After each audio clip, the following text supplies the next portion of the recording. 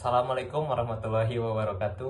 Perkenalkan, nama saya Dimas Arya Purnama Alam dari kelas TIF RP24B NIM 245520111097. Di sini saya akan mempresentasikan sedikit materi tentang OSI dari mata kuliah jaringan komputer, yaitu di pertemuan 5. Di sini ada slide pertama, yaitu di slide pertama ada latar belakang OSI. Model OSI atau bisa disebut Open System Interconnection adalah kerangka konseptual yang digunakan untuk memahami dan menstandarkan cara sistem komputer berkomunikasi dalam jaringan. Model ini dikembangkan oleh ISO atau bisa disebut International Organization for Standardization pada tahun 1984.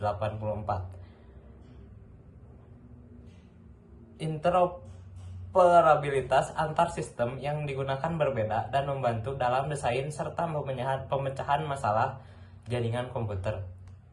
Dan di slide selanjutnya, di sini ada struktur model OSI. Model OSI terdiri dari 7 layer, yaitu lapisan yang menjelaskan bagaimana data dikirim dari satu komputer ke komputer lain melalui jaringan. Setiap layer memiliki fungsi khusus dan bekerja berurutan dari atas ke bawah atau bisa disebut saat mengirim data, dan dari bawah ke atas atau bisa disebut saat menerima data. Dan selanjutnya di sini langsung saja ke nomor 1, yaitu application layer.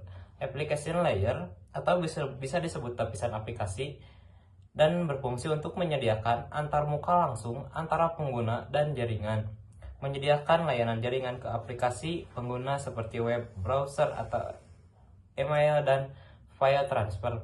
Contoh protokolnya yaitu ada HTTP, HTTPS, FTP dan SMTP dan DNS. Dan dari contoh tersebut, cara kerjanya yaitu ketika kamu membuka website atau browser aplikasi menggunakan protokol HTTP atau HTTPS untuk meminta data dari server. Dan selanjutnya di sini ada nomor 2, yaitu presentation layer. Presentation layer ini mempunyai beberapa fungsi, dan diantaranya yaitu bertugas mengubah format data agar bisa dimengerti oleh sistem yang berbeda. Dan yang kedua yaitu menangani enskripsi, deskripsi, kompresi, dan konversi data, misalnya dari teks ke format biner. Contohnya yaitu SSL atau TLS, JPG dan MP3, MPG. Dan cara kerja dari contoh tersebut yaitu saat kamu mengakses situs HTTPS, data dienkripsi oleh TLS sebelum dikirim. Lanjut ke proses ini dilakukan di layar presentasi. Selanjutnya di sini ada nomor 3, yaitu session layer yang berfungsi diantaranya yaitu mengatur komunikasi atau sesi antara dua perangkat. Dan selanjutnya ada mengontrol kapan koneksi dibuka, digunakan, dan ditutup. Dan yang ketiga ada menyediakan sinkronasi agar data tidak terputus. Contoh di sini ada NetBIOS, RPC, dan PPTP. Dan dari contoh tersebut cara kerjanya adalah ketika kamu login ke aplikasi, layar ini menjaga agar sesi tetap aktif sampai kamu logout atau koneksi ditutup. Dan selanjutnya di sini ada nomor 4, yaitu transport layer. Transport layer itu berfungsi untuk menyediakan transmisi data end-to-end yang andal. Lalu selanjutnya ada mengatur pemecahan data menjadi segmen, kontrol aliran, dan penanganan error.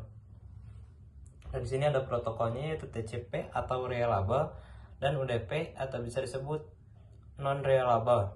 Cara kerja dari protokol tersebut adalah saat kamu mengirim pesan melalui WhatsApp atau bisa disebut WA dari zaman sekarang, yaitu bisa disebut WA, TCP memastikan pesan sampai dengan benar dan urutannya sesuai. Dan selanjutnya di sini lanjut saja langsung ke nomor 5, yaitu network layer.